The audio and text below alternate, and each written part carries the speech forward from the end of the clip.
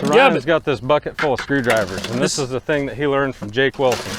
Yep. And this is why you get outside and you go talk to other people, is because you can learn a lot from other people. This is kind of a culmination of a lot of different people's styles. Let me go get a string. So we found this oh, that's the good stuff. nylon string.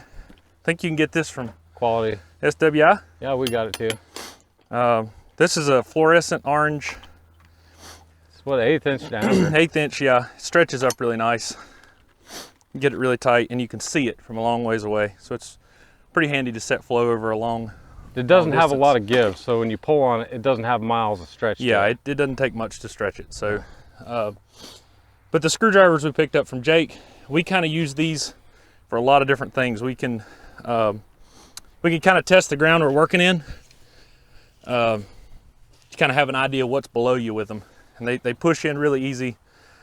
We use them to find septic tanks, things like that. We use them for a lot. So. They're a pretty handy tool. They're very inexpensive. And we treat this just like a post. So if we're laying out a curve, what we tend to do. Can I interject for just a second? Yeah. You know what I found finds utilities and stuff really good? Fence posts. I mean, probes. Yeah, my augers, 100% effective. 100%. If Well, it water crosses line's out there somewhere, I'll find it. If it crosses a fence line even once, and even if I'm only spreading things out every 16 feet, I guarantee you right where that post is going to go is right where your utility is. Anyhow. I'll shut up now. We ordered this cable, and it's pre-cut for wood. The first spacing is different, so you have to take that into account. And this cable has alternating color crimps on it. So like this one's blue, this one's red, blue, red, all the way down. Okay. These crimps are at 7 feet 10 inches apart, which is the spacing for our board fence. So we use this mostly for board fence layout. That's good for cedar fence as well. Yeah, and the reason we did the alternating colors is you can tell on the fly where your 16-foot spacings are. So if you're not doing boards, set out on the blues or set out on the reds. We use the cable for a lot of the jobs that have conflicting utilities. So if this was a utility mark, then I can adjust this cable accordingly. So if this was a conflicting utility, we would take that screwdriver loose, we would center this spacing over that line, then all of our board spacing is based on that conflicting utility. So this tells me where all my posts will be for 500 feet. So we found that to be pretty handy for us. So what we kind of do is we kind of flick this cable out. The one drawback to it is it's kind of tough to see. So we kind of give it a flick and a tug and just kind of gently let it roll around.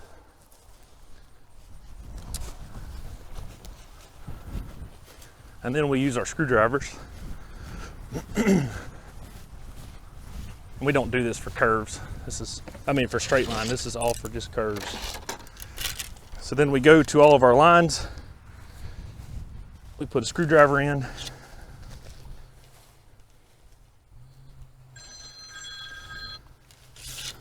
Hey Ryan, I told you yesterday, if we're going to be doing serious video and we can't have your phone going off every 5 minutes.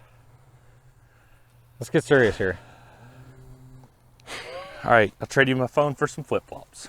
How about fire ants? Can I get some fire ants and chiggers? We got that. I'm gonna take those home with me. So we kind of set this as we go backwards and try to push these in as parallel as you can. And again, we're testing the ground here. So if we feel suspicious about something, we'll plunge it all the way down. If we hit some rock, then we can kind of shift things. This is all part of the layout. So we're testing the ground, we're laying out, setting our space and setting our curve all in one pass, which for us has proved to be pretty useful. So, and if the ground is really hard, kind of put your feet together, and you can just shove them. These are like, you can get a pack of these on Amazon for, they make fluorescent orange ones that are better. Fluorescent orange is a whole lot better. So for demonstration here, we're gonna paint them.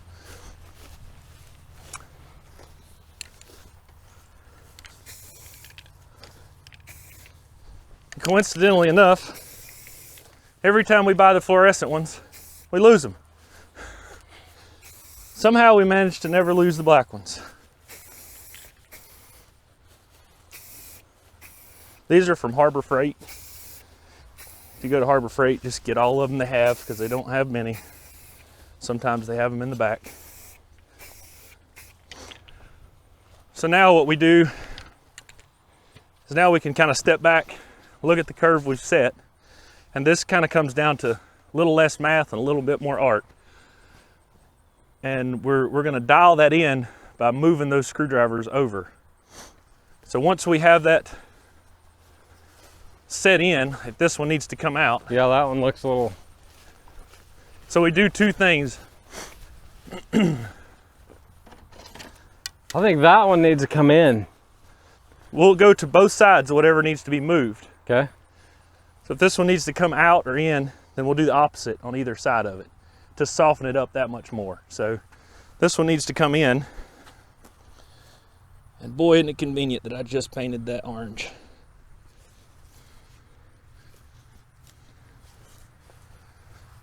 And then this one will do the opposite. Pull that cable tight down there. So then we'll kind of find our radius based on that. And if we find any flat line, it's easy to pick flat line out because there'll be a distance between the screwdriver and the cable. Same as the string. Then once we figure out kind of how our angle goes, then we'll come back, push these in just a little bit deeper, stretch the cable tight with a smooth wire puller, get the cable tight, then that gives us all of our radiuses, all of our straight lines, our post spacing, and all of our utilities are already dealt with. So at that point, we can go straight to posting. So to do all of our posting, we come behind, we drive the post right beside the screwdriver, we leave the screwdriver in. As we're putting up the boards, we'll collect them all. Or if we need more for layout, we'll come back behind and farm them all. So, after your posts are in. Yeah, so we use the screwdrivers to kind of fine tune a curve, and there's less math on it, more experience, which is the drawback to it. You kind of need some experience, but we find that this is pretty easy to look at and see. You can lay your eyes on it as if it was a post on how it curves around. So, and you can see how different methods, it depends on what you're trying to do. This wouldn't work for us, it would work great for layout, but then once we have all our holes dug, all of a sudden all of our screwdrivers are gone, and I've got nothing left. So this is why this method for what we do when we're pouring concrete works a little bit better for us. Because I still need to line up all of our posts in our wet concrete holes. Yep. So I'm stabbing all those posts in there as I go, and I've got to be able to eyesight those in and get a nice curve. So that's where what I've done kind of resembles a stabbing method where you've got to pour your posts in concrete. I hammered them in, but these last basically represent all of our posts that I just set in concrete and got them all to height and everything, because we don't like to cut any posts off. That just, number one, it robs the customer of product they paid for, and number two, adds labor. It adds labor and cost. So the biggest, this seems like it might be more involved to do, but you have to remember how many processes we're doing at one time. So we're setting our post spacing based on utilities or conflicts, and we've already eliminated that, so we don't have to get a tape measure out, measure. We don't have to do any of that. We got our post spacing all laid out already.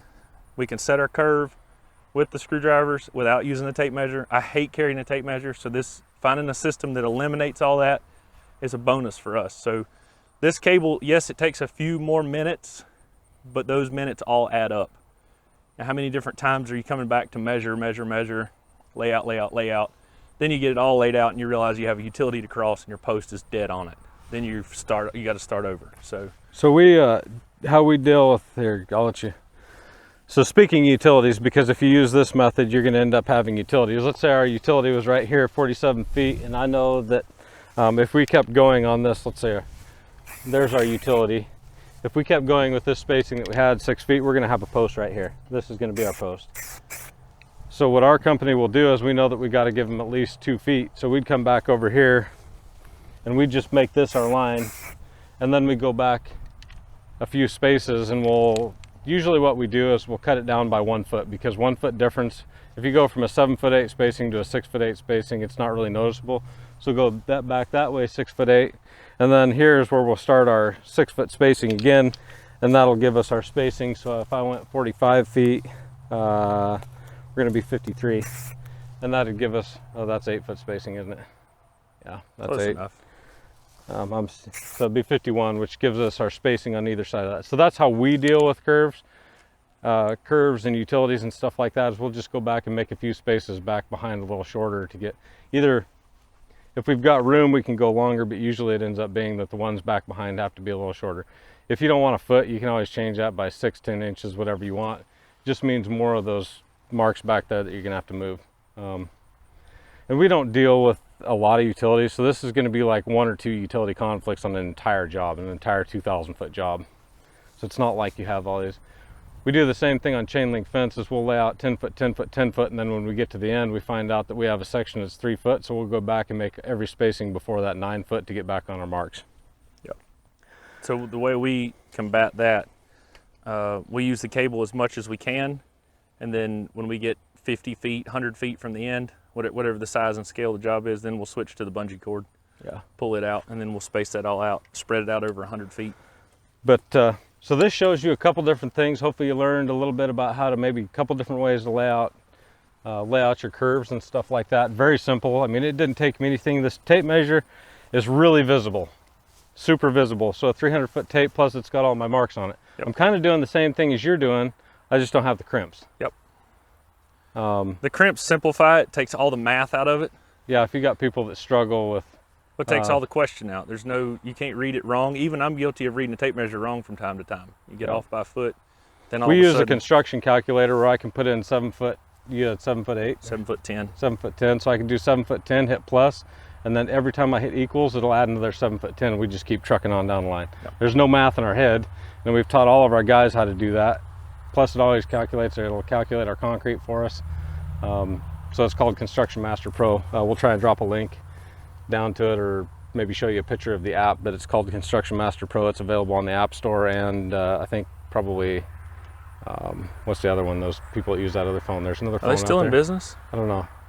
Hadn't seen one in a while. About, there's a little green monster alien looking thing. Flip phones. Those goes, yeah, flip phones. Yeah. I think it's available on the flip phone. We'll try and show you that.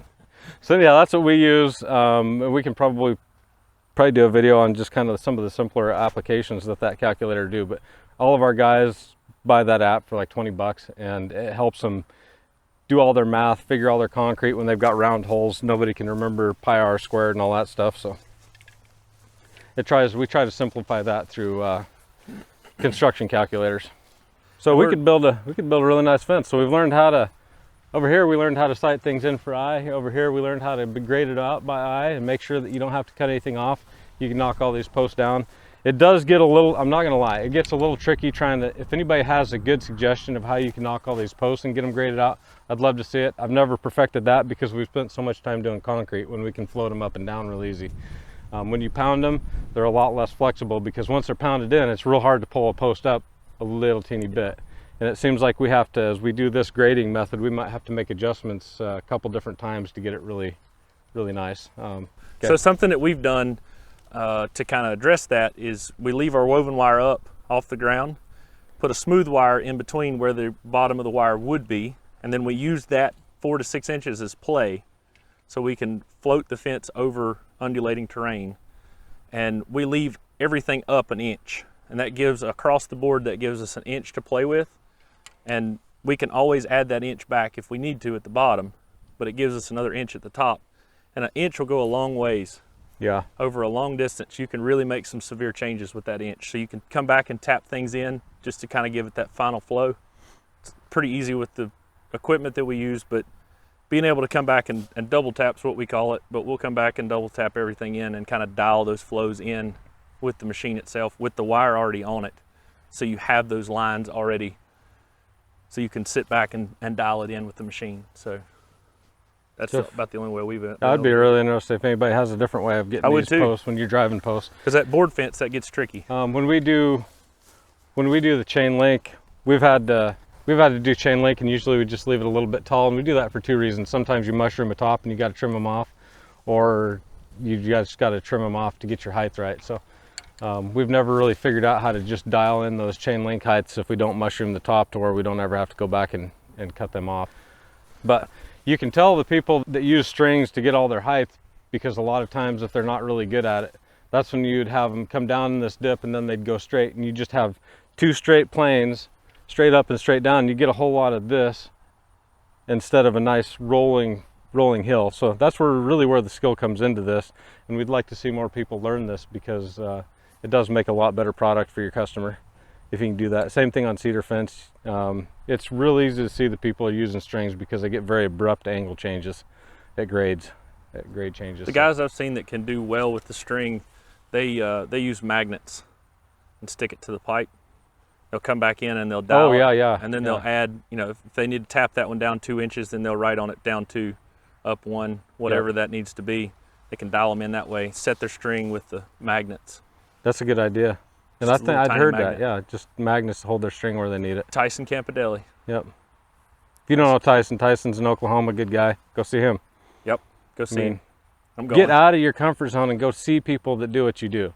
The really good ones. Go see the best person you can think of and ask them if you can come visit. Most of them, we're all happy to have people at our places, and if you're a homeowner or something like that, this is why you hire professionals, because we do try and spend some time honing our craft.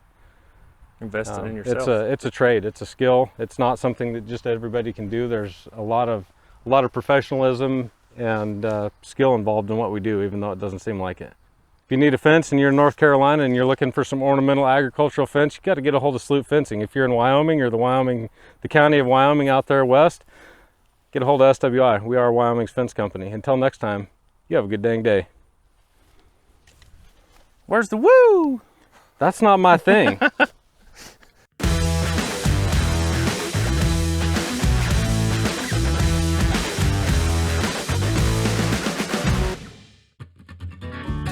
Peanut plant grows above ground, and then once they germinate or whatever they do, I don't know the scientific terminology there, they droop down and go burrow back into the ground, and they grow underground. There you go. This is Dirt Shop Science. Dirt Shop Science here. What are we doing here, Ryan? We're getting boiled peanuts. Boiled peanuts, boiled. Bolt. B-O-I-L-T. Yeah. Do you peel that thing Nah, off? just eat it. Eat that.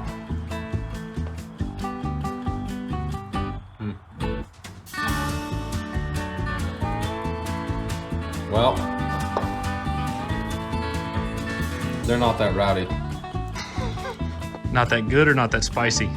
They're not that spicy, and they're not that good. So, here's the thing about a boiled peanut, if you've never had a boiled peanut. I hear this from a lot of people, and I think my wife would be right in there. The texture's just off. It's a texture thing.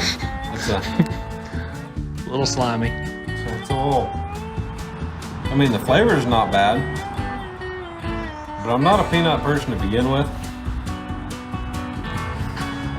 And I would really like to support our nut farmers, but I'm gonna have to eat my peanuts with chocolate or something, because this is probably not for me. Yeah, it's got I mean, it's just kind of, it's just squishy. This is coming from the guy that's eating grasshoppers and worms.